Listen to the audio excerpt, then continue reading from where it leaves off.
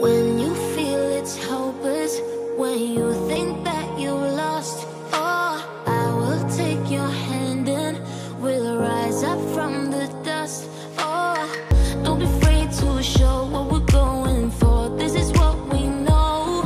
Here we come back to life, we're still breathing, standing up, everybody's gonna see it. Oh, all you need to know is that we're holding on. Even if we fall, we will rise up from the dust and claim our throne.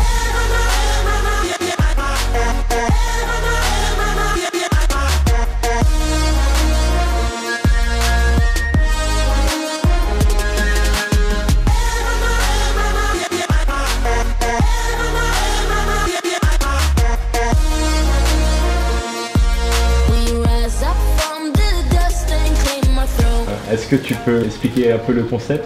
C'est un très bon projet, alerte persécution bien sûr en relation aux chrétiens qui sont persécutés et plus que sportifs parce que notre identité elle n'est pas dans le sport ni dans le foot mais elle est en Christ. Tous les footballeurs bien sûr qui le souhaitent ils vont porter ce lacet pendant un match. Donc c'est un projet qui me tient beaucoup à cœur parce que on a des frères qui sont tués tous les jours et nous c'est la moindre des choses qu'on peut faire ça en mémoire d'eux. Shockwave, c'est un très beau nom, il faut qu'on se remue, mais toute l'église entière et bien sûr les jeunes ont une partie très importante. On sait que c'est un combat spirituel, il faut parler, il faut ouvrir les yeux du monde sur la persécution des chrétiens, mais nous aussi, à l'aide des prières, qu'on y mette beaucoup plus de force. Et moi je suis très fier de ces jeunes et j'espère que le nombre de jeunes qui font partie de ce mouvement va augmenter et pour qu'on gagne ce combat spirituel.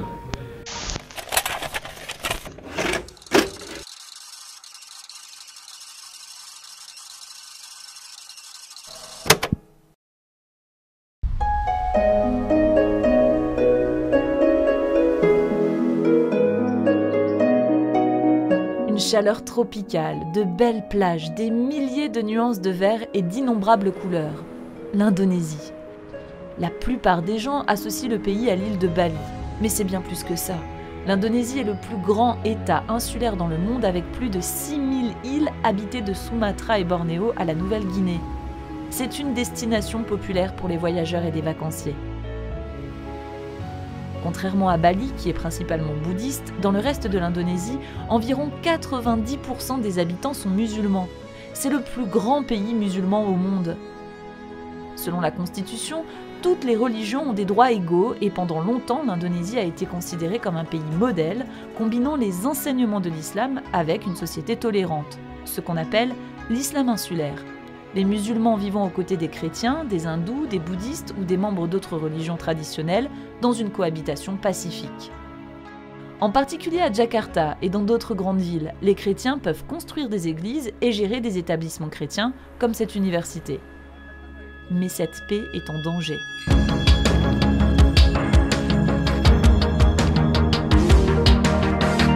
Il y a des tendances, surtout chez les jeunes musulmans, à exiger que l'islam soit plus fermement appliqué. Les influences de l'étranger, comme les quelques succès de l'organisation État islamique, ont eu un impact.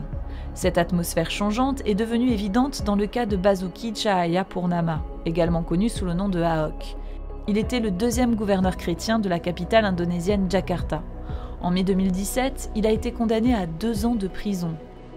Il a été accusé d'avoir mal cité le Coran. Une vidéo de l'un de ses discours est montrée comme preuve, mais il est évident que c'est un vidéomontage.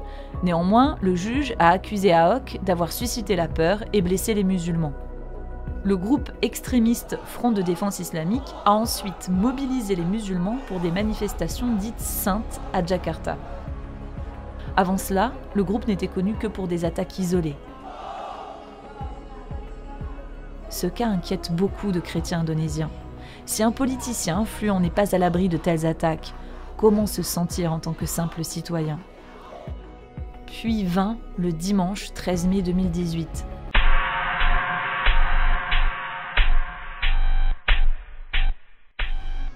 Comme chaque semaine, les églises de Surabaya avaient leur culte. Le premier culte a commencé à 6 h du matin et devait se terminer à 7 h 30. Mais à 7h53, nous étions encore en train de faire les annonces. Il était exactement 7h53 quand j'ai entendu une énorme explosion devant l'église. Les fidèles étaient paniqués quand une grosse fumée noire est apparue sous la porte.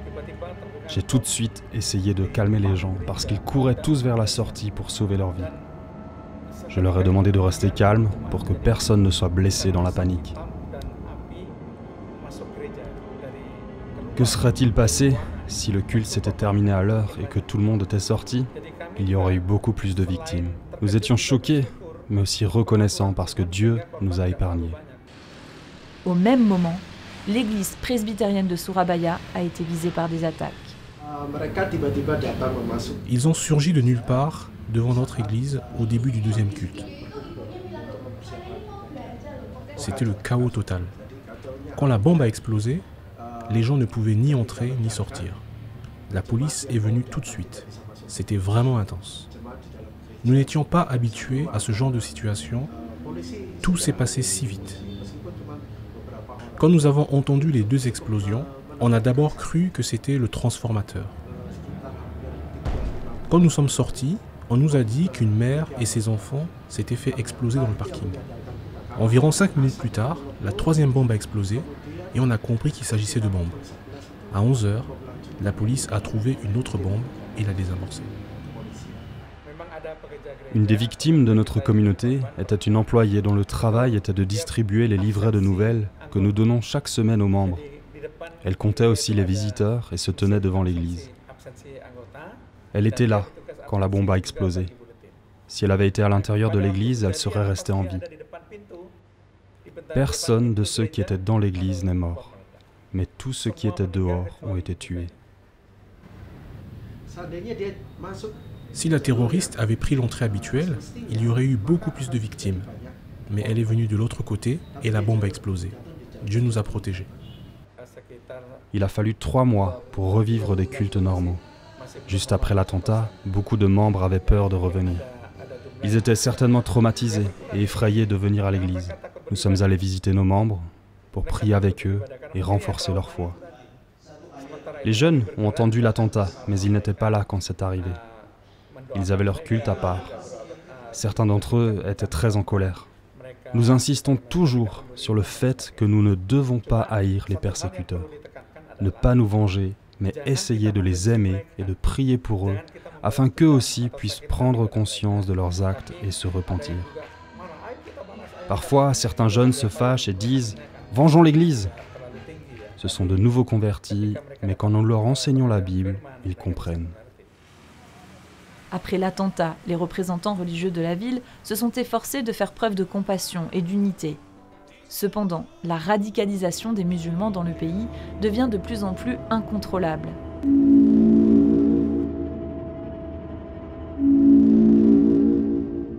Il a suffi de seulement 3 familles avec leurs enfants pour faire ces attaques. Toute la planification a été faite à la maison. De manière plus large, le climat religieux en Indonésie change. Les organisations islamiques indonésiennes elles-mêmes sont conscientes de l'importance de vivre ensemble. Certaines sont toutefois issues d'organisations internationales telles que les Frères musulmans égyptiens et sont dangereuses. On ne peut pas séparer notre situation de la politique internationale. Autrefois, seuls les islamistes locaux comme le mouvement politique Darul Islam ou Kartosuwiryo étaient présents en Indonésie. Mais maintenant qu'il existe des mouvements islamiques qui franchissent les frontières, l'Indonésie est devenue une cible potentielle. Ces extrémistes islamistes ont créé des réseaux. Les groupes nationalistes sont plus importants et nous ne savons pas à quel point ces réseaux ont déjà été infiltrés. Si c'est déjà si inquiétant aujourd'hui, comment va évoluer la situation jusqu'aux élections de 2024 ? Autrefois, les chrétiens et les musulmans pouvaient encore être amicaux entre eux à Noël ou inversement pendant le Ramadan. Mais désormais, dans les écoles et les villages, se dire Joyeux Noël est considéré comme impur. Dès que nous commençons à parler de l'Évangile, nous sommes immédiatement accusés de faire de la christianisation. La radicalisation des jeunes ne se fait plus uniquement dans les mosquées.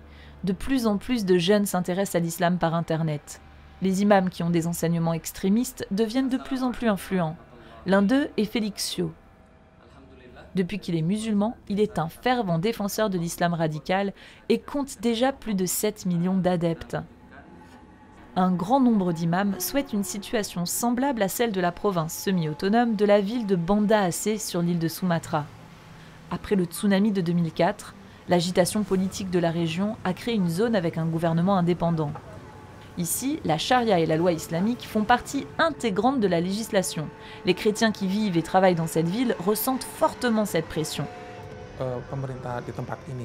Le gouvernement et ses règles sont très strictes, particulièrement l'application de la charia. Il y a des policiers dont le seul travail est de faire respecter toutes ces lois islamiques. Dans notre guide étudiant, il y a une règle spéciale. La propagation des religions, à l'exception de l'islam, est strictement interdite. En tant que chrétiens, nous ne pouvons donc pas montrer notre foi ou louer Dieu. Nous n'avons même pas trouvé de salle où nous pouvons faire des cours de religion chrétienne, même s'il y a assez de salles vides. Il y a des espaces censés être disponibles pour ça, mais chaque fois que nous demandons la permission d'en utiliser un, on nous dit qu'ils sont tous occupés.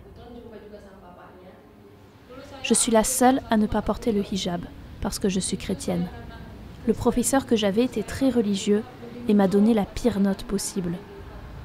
Quand j'ai recommencé le cours pour essayer de le réussir, il m'a de nouveau donné une mauvaise note.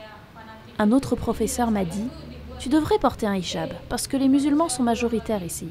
Tu dois t'adapter pour te faire des amis. » Et quand je l'ai fait, un autre m'a dit « Pourquoi portes-tu un hijab? L'islam est ma religion. Si tu le portes, c'est pour te moquer de moi. » Mon professeur m'a demandé « Est-ce que tu veux une bonne note pour ta thèse ?» J'ai dit « Bien sûr, ça fait 6 ans que je travaille dessus. » Alors, pourquoi tu ne deviens pas musulmane? Si tu te convertis, tout sera plus facile. Tu pourras devenir ce que tu veux, même être un membre du gouvernement. Malgré tout, il y a des chrétiens qui vont volontairement à Banda Aceh et ailleurs en Indonésie pour parler de Jésus. Certains aident médicalement les régions les plus pauvres. D'autres cherchent à dialoguer avec des dirigeants islamiques, ce qui peut être très dangereux. Quelqu'un a mis le feu pour nous forcer à sortir de l'église. La personne qui a dirigé cette attaque était le chef du village qui était très proche de nous. Sa mère était une patiente de ma femme. Elle était paralysée et ma femme lui rendait visite presque tous les jours. Le chef du village aurait dû nous aider, mais c'est lui qui a organisé l'incendie. Nous avons été très déçus par ces événements. Nous avons crié à Dieu.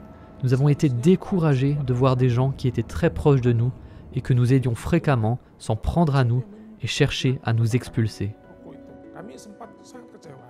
Mais c'est le moment où Dieu nous a dit qu'il aime les habitants de Banda Aceh. En fait, il nous a fallu très longtemps pour leur pardonner. On nous a demandé de déménager à Jakarta, ma femme et moi. Nous avons prié et demandé s'il était temps de quitter Banda Aceh. Mais quand nous avons prié, c'était comme si quelqu'un disait « Si vous partez, qui restera ?» Quand les musulmans se tournent vers Jésus, ils sont en danger. Pas seulement à Banda Aceh, mais partout en Indonésie. Nous ne connaissons pas le nombre exact de nos fidèles qui sont d'anciens musulmans, parce qu'ils veulent rester discrets. Nous devons respecter leurs décisions. Ils viennent souvent au culte en cachette. C'est dangereux pour eux, quand leur famille découvre qu'ils sont devenus chrétiens. C'est pour ça aussi que nous gardons leur identité secrète. Là où je travaille avec des chrétiens d'origine musulmane, il y a beaucoup de difficultés. Quand quelqu'un reconnaît Jésus comme son Dieu et Sauveur, il est vraiment persécuté. Il est rejeté et banni de sa famille. Ensuite, il est traité comme un apostat. Puis il est interrogé par les chefs religieux musulmans. Je l'ai moi-même vécu.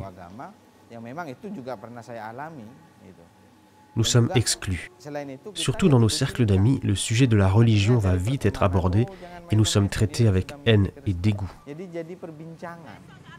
Il n'est pas rare que la pression exercée par la famille et les amis conduise les chrétiens d'origine musulmane à revenir à leur ancienne foi, l'islam.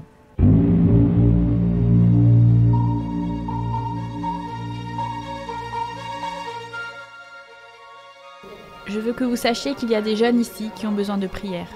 Nous avons besoin de soutien pour être plus forts dans notre foi. Mon message aux jeunes chrétiens est le suivant. Restez forts dans la foi et restez proches de Dieu quand vous êtes persécutés.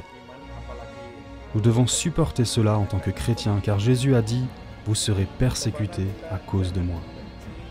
Tant que nous sommes persécutés à cause de la vérité, nous n'avons rien fait de mal. C'est la conséquence que nous devons être prêts à subir si nous suivons Jésus. Les jeunes chrétiens doivent être attentifs à la façon dont ils réagissent aux attaques. Ils doivent répondre comme Christ le ferait. Il ne faut pas les haïr, mais prier pour la repentance des coupables. Les attentats sont horribles, mais nous prions pour que Jésus sauve les persécuteurs. Avant tout, je veux vous dire que nous avons besoin de vos prières. Nous avons aussi besoin de l'attention des gens afin que ce que nous faisons ici ne soit pas en vain. S'il vous plaît, n'abandonnez pas ce pays, ne l'abandonnez jamais. Continuez de prier pour ce pays. Continuez de croire que quelque chose de grand va arriver ici. Il faut qu'on soit forts, les chrétiens. Il ne faut pas qu'on ait peur de parler de notre foi, de prier, parce que c'est une guerre spirituelle. On est ici dans des pays où on est en sécurité, mais il y a des gens qui donnent leur vie à Christ, où c'est très dangereux. Et je sais que par nos prières, on peut vraiment changer des vies. Et donc force à vous, et moi je prierai pour vous aussi, et je vous suivrai. Et chaque wave, comme on dit, il faut se remuer et être fort.